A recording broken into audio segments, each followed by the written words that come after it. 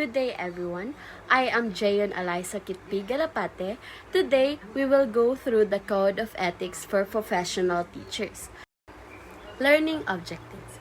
At the end of this lesson, the students will be able to knowledge, identify the core articles and ethical standards of the Code of Ethics for Professional Teachers. Skills. Design an ethical warning card that highlights one common teacher violation and its corresponding code provision. Affective, or A. Value professional uprightness by voluntarily adhering to the code's guidelines in all interactions. Let's start with what is ethics. Ethics refers to the principles, values, and standards that guide a person in deciding what is right or wrong, fair or unfair, honest or dishonest, and responsible or irresponsible. So, ethics acts as a reliable inner compass that directs our choices and actions in every situation. It helps us choose the right path even when no one is watching or checking on us. It also keep our behavior consistent and builds the trust that others place in us as professionals. So, Code of Ethics for professional teachers, adopted under Republic Act number 7836, Philippine, or also known as Philippine Teachers Professionalization Act of 1994, and PD number 223 as amended by the Board for Professional Teachers. This code is not just a set of suggestions but carries the full power of the law enforced by the PRC. It serves as the official standard or conduct for all licensed teachers throughout the entire country. This legal standing ensures that the teaching profession remains regulated, accountable, and trustworthy for everyone. Here's the preamble. Teachers are duly licensed professionals who possess dignity and reputation with high moral values as well as technical and professional competence.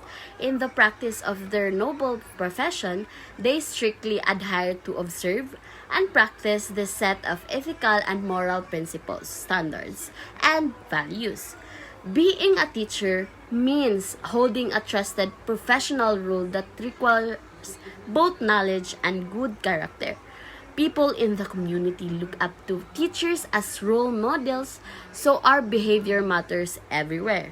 Not just inside the school, we must carry ourselves with dignity and honesty in all aspects of our daily lives.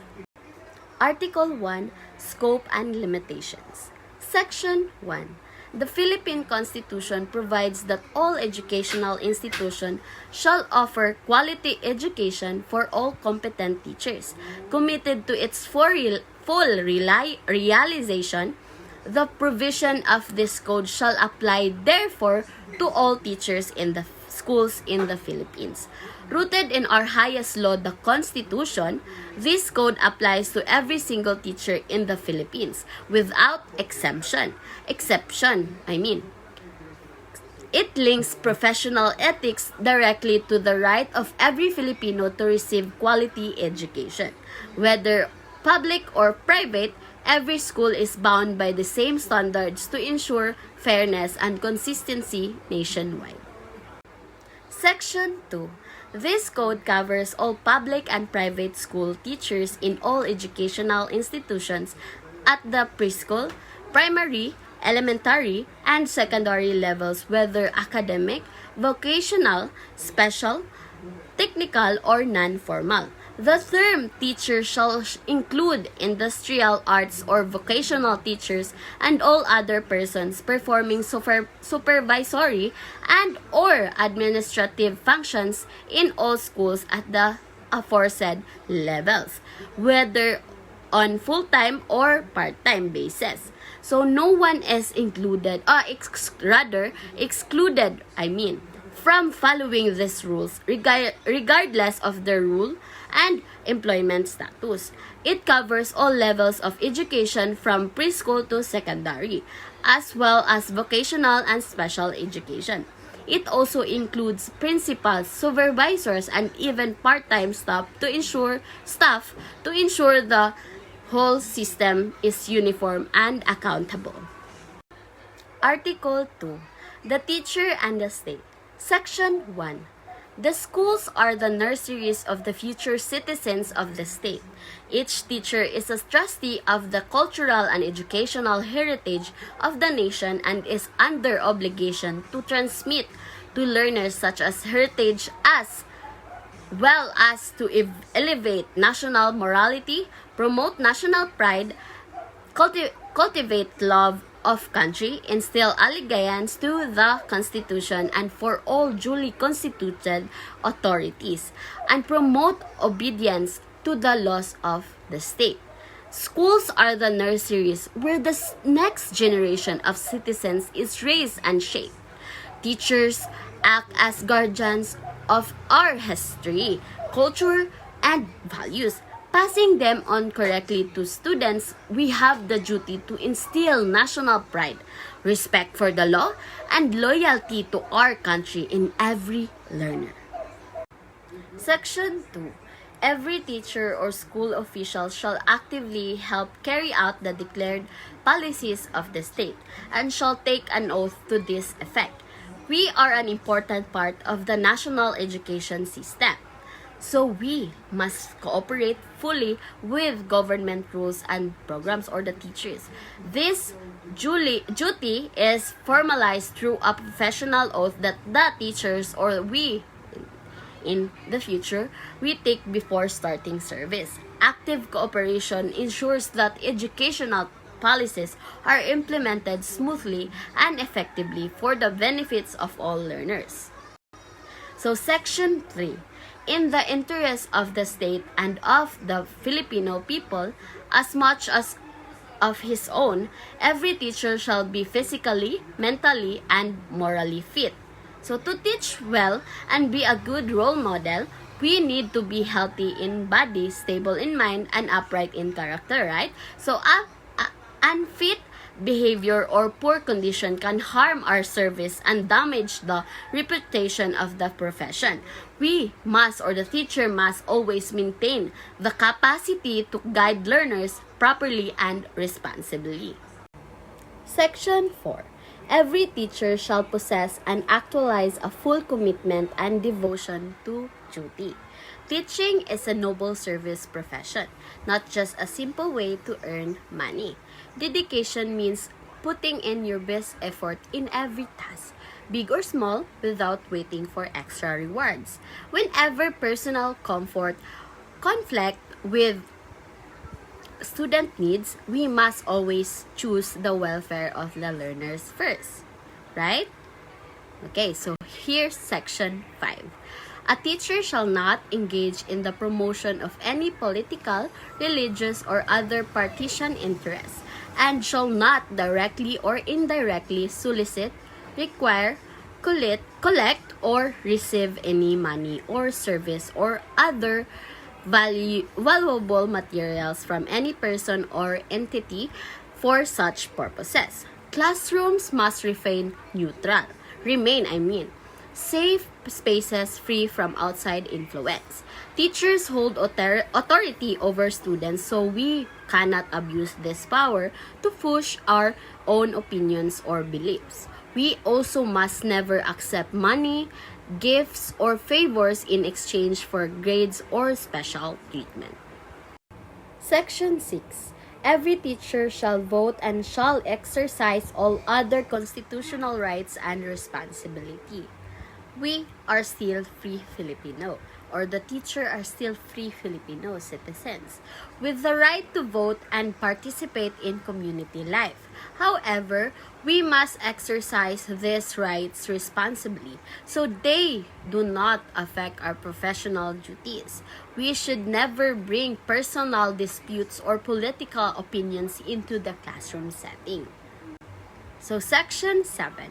A teacher shall not use his position or official authority or influence to coerce any other person to follow any political course of action.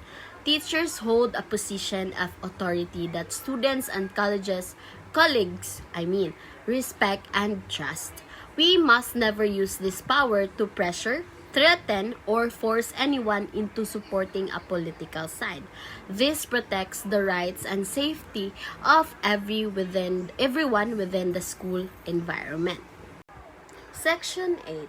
Every teacher shall enjoy academic freedom and shall have privilege of expanding the product of his researches and investigations, provided that if the results are inimical to the declared policies of the state, they shall be brought to the proper authorities for appropriate remedial action.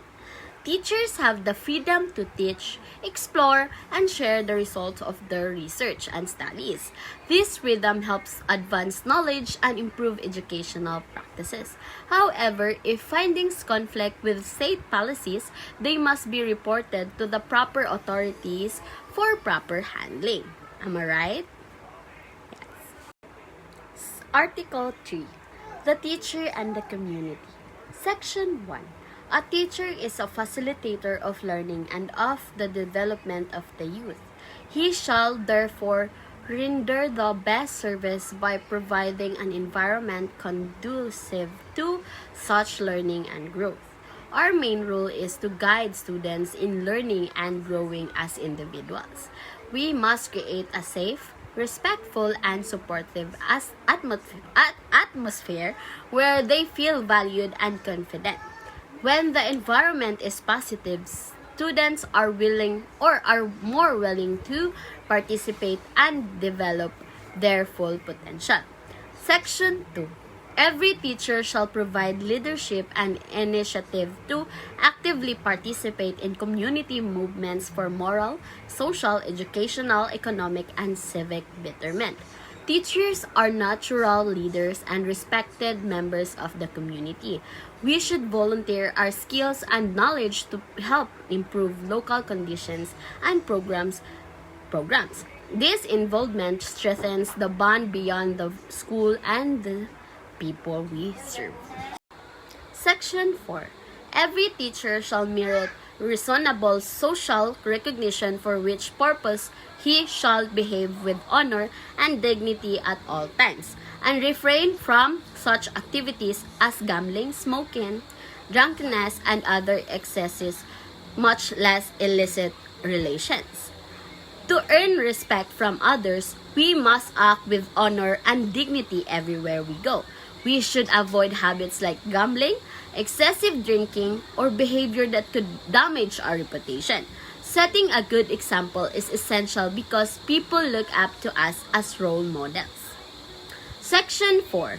Every teacher shall live for and well with the community and shall therefore study and understand local customs and traditions in order to have sympathetic attitude, therefore refrain from disparaging the community.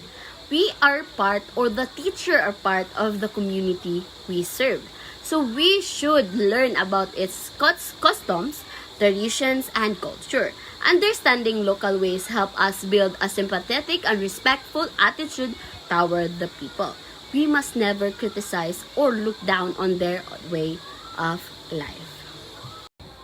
Section 5. Every teacher shall help the school keep the people in the community informed about the school's work and accomplishments, as well as its needs and problems. Open communication between the school and the community is very important. Teachers should help share information about activities, achievements, and even challenges the school faces. This transparency builds support and understanding from parents and residents. Section 6. Every teacher is intellectual leader in the community, especially in the barangay, and shall welcome the opportunity to provide such leadership when needed. To extend counseling services as appropriate and to actively be involved in the matters affecting the welfare of the people. Because of our education and training, we are often seen as intellectual leaders in the area.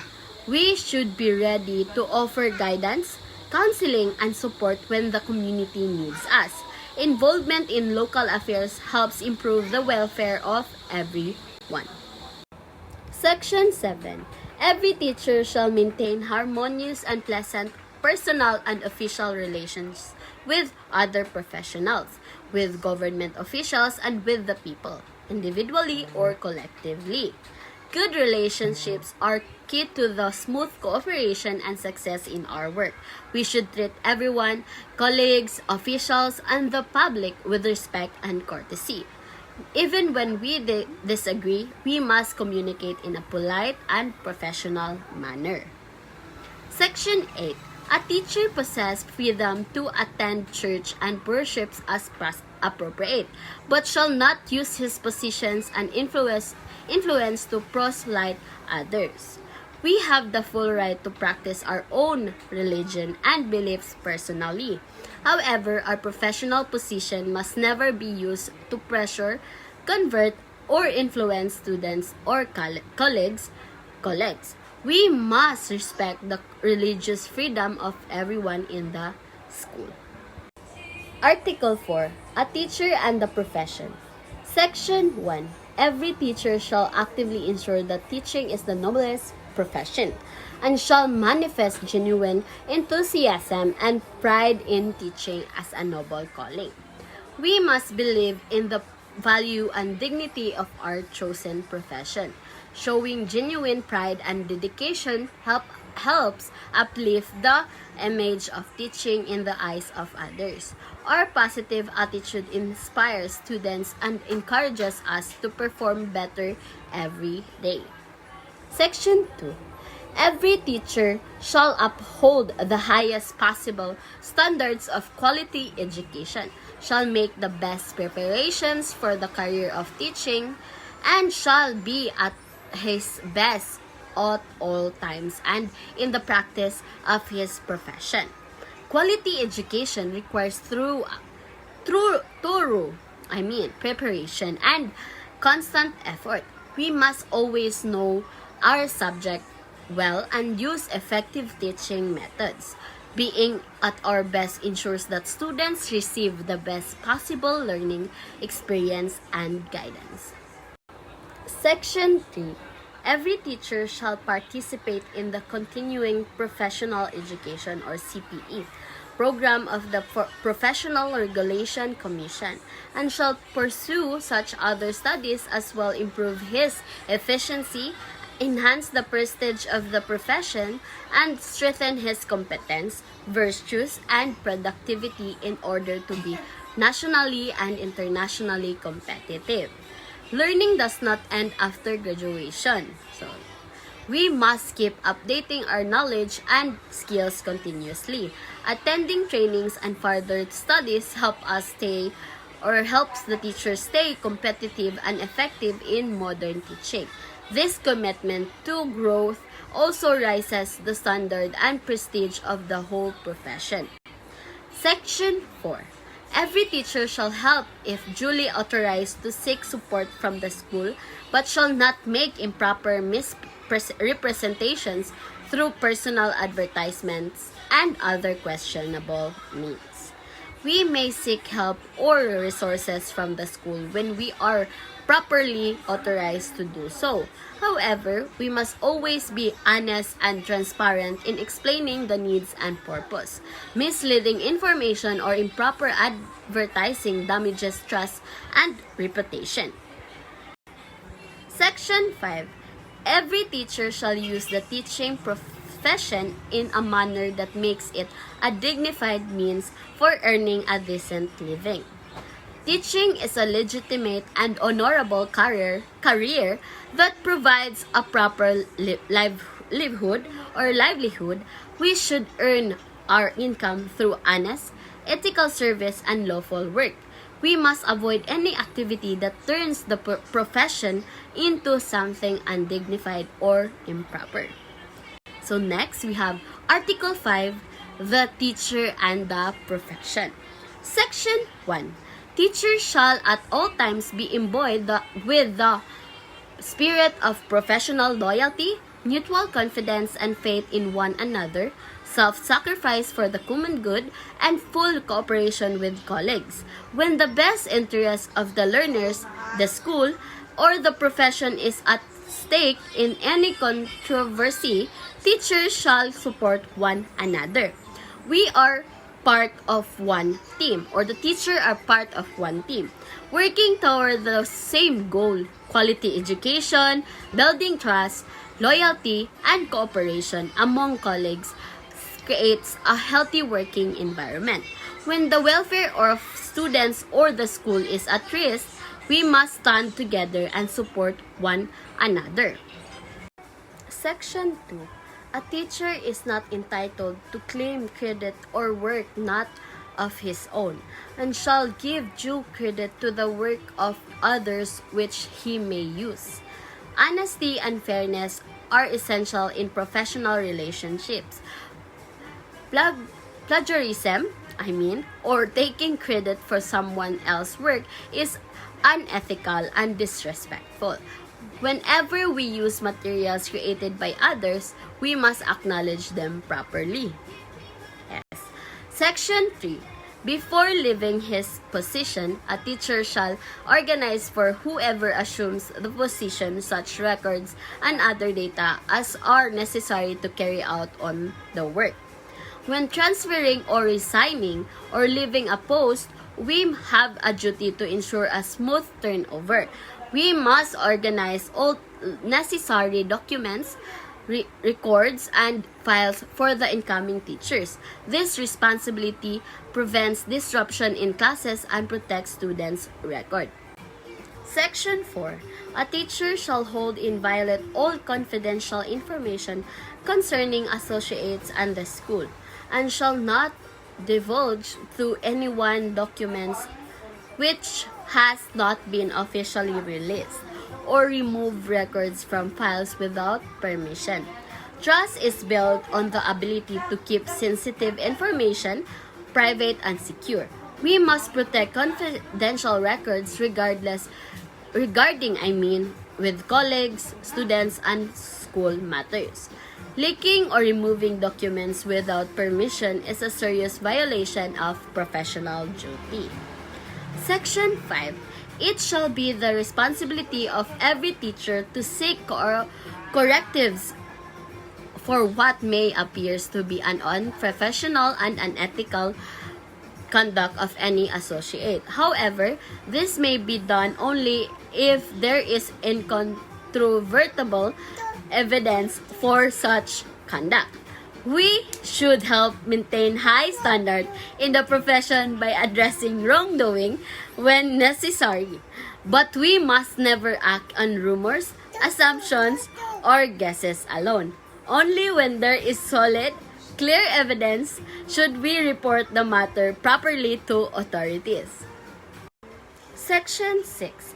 A teacher may submit to the proper authorities any justifiable criticism against an associate, preferably in writing without violating the right of the individual concerned. Legitimate concerns or complaints may be raised when necessary, but they must be handled professionally.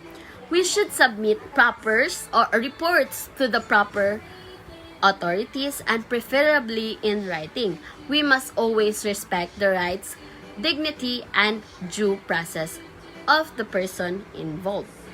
Section 7. A teacher may apply for a vacant position for which he is qualified, provided that he respect the system of selection on the basis of merit and competence. Provided further that all qualified candidates are given the opportunity to be considered. We have the right, or the teacher have the right, to apply for any position that matches in the future our skills and qualifications. However, the selection process must always be based on merit, ability, and experience. No one should be favored over others due to connections or personal influence. Article 6. The teacher and the higher authorities in the profession. Section 1.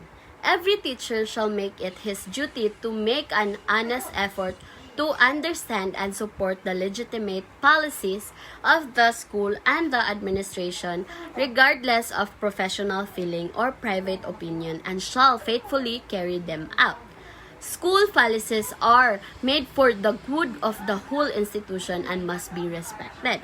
Even if we personally disagree with a rule, we should understand and support it as long as it is legal. If we have concerns, we raise them through proper channels instead of refusing to follow it. Section 2. A teacher shall not make any false accusations or charges against supervisors, especially under anonymity. However, if there are valid charges, he should present such under oath to competent authority. Making false or anonymous accusations is unethical and harmful to everyone involved. If there is a valid and serious concern, it should be reported formally with evidence and under oath. This protects the integrity of the investigation and the rights of the people. Section 3. A teacher shall transact all official business through channels except when special conditions warrant a different procedure, such as when special conditions are advocated but are opposed by immediate superiors, in which case the teacher shall appeal directly to the appropriate higher authority.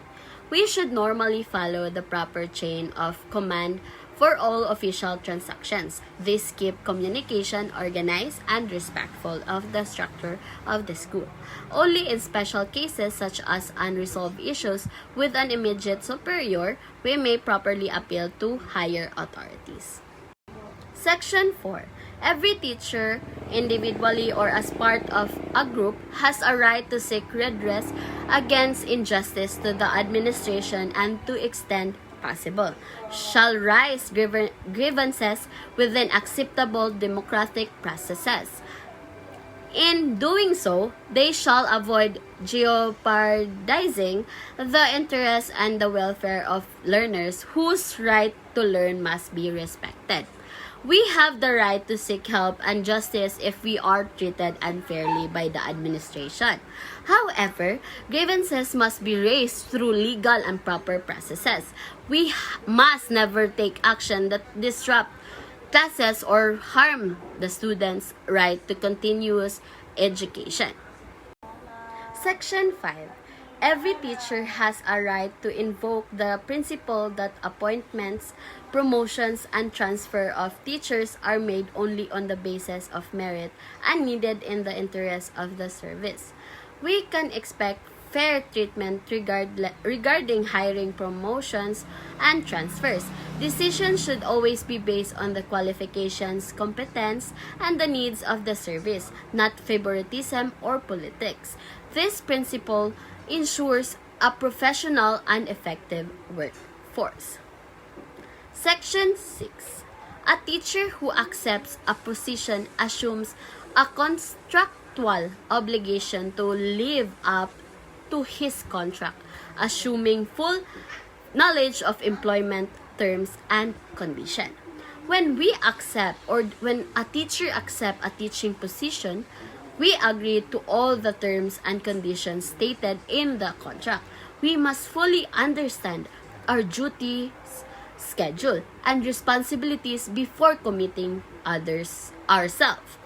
Fulfilling this arrangement faithfully is part of our professional duties. This is all for my part. I have covered Articles 1 through 6 of the Code of Ethics for Professional Teachers. The rest of the articles will be reported and explained by Mr. Hapin. Thank you for listening.